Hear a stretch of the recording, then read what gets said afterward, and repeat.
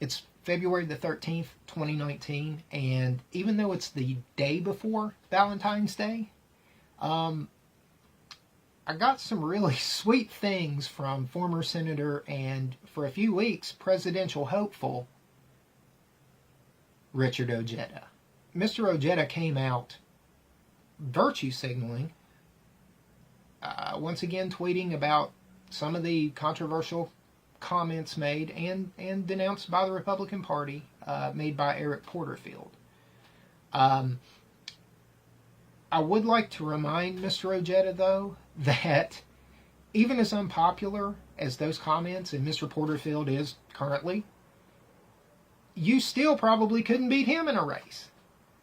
As a matter of fact, you couldn't successfully run for the border at your local Taco Bell. So, you know, you're in the headlines promoting Planned Parenthood,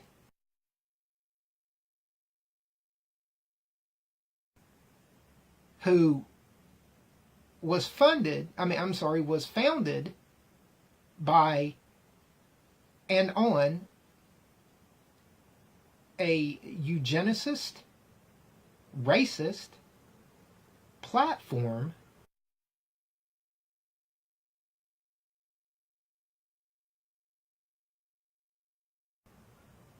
Margaret Sanger, whether she spoke highly or not, let's give Snopes a little bit of credit. Whether she spoke highly or not of the KKK, she not only decided to go to their group to court them, but from some of the writings, it was a pretty good match, and there was talk whether, and I don't know whether she continued on with her KKK speaking tour, but you know, the thing about it is you know, we're all over the place on our duality, and we can't let that happen. I'm going to give you an example.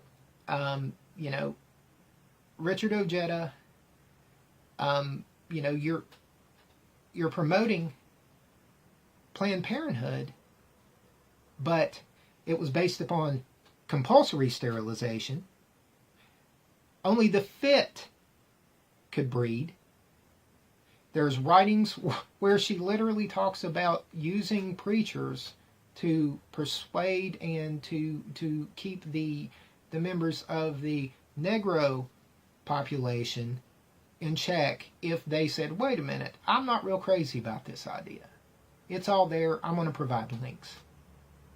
Now, are you going to come out and you know, you're all bent out of shape about a learn to swim comment,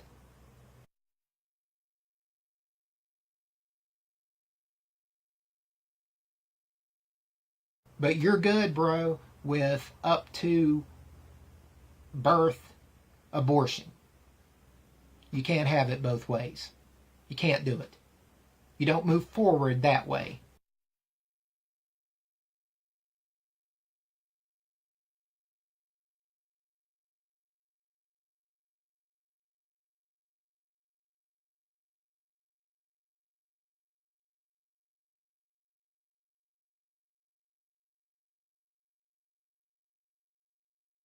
Mr. Ojeda. You know, but the craziest thing is that you weren't even the craziest politician in West Virginia.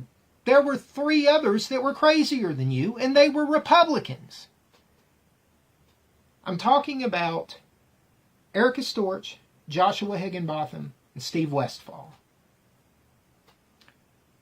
They sponsored a bill, a cookie-cutter socialist policy implementation bill, just like one that crushed the civil liberties of a lady in another state,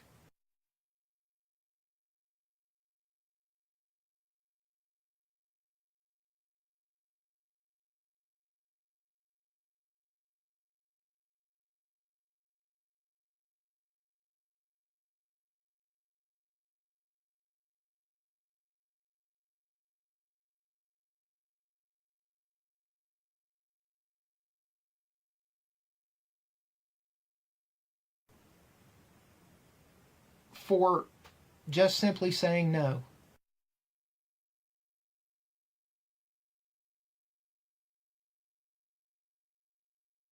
Now let's look at this duality. If it's a high-ranking, high-power, lots of money movie executive shoving his junk in women's face, forcing things upon them, and they say no, that's worthy of a social movement. But if it's 3 virtue-signaling Republicans, do you hear that? That's a sign. That's a sign, because that's for an emergency in my town here in Mount Hope when something goes off. And it is an emergency right now, because you are forcing a social policy upon people, and they cannot say no. I mean, I just want to know, real quick, what side you're on. Are we going to stand up for the women who want to say no?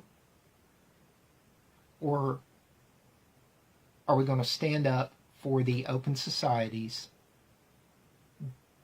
literal Nazi collaborator funded, just like Planned Parenthood,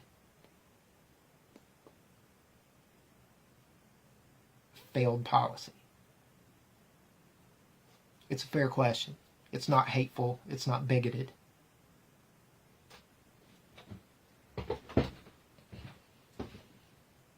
These are really good, really filling though. Man. It tastes great, but the thing is there's no filler in this. Take a long time to eat. They're so thick, man. There's so much in this. There's no filler. These are so good. I've literally said, make the best bar you can. And that should be the sales pitch. It's funny to do these jokes and everything, but damn, I just ate half a bar. I'm like full. You still rolling? Let me finish eating this all up. I never chew this much. I just said, those bars or something else. Most of it has a bunch of fillers, right? I said, no filler. I kind of get why you do a filler. It's like, wow, it still tastes great, but it's like, shit. Have you eat one of these? Like it? Oh, yeah. These are the simple pleasures, but they are the best pleasures. Protein bars, InfoWarsLive.com. Whatever you do, don't go order any.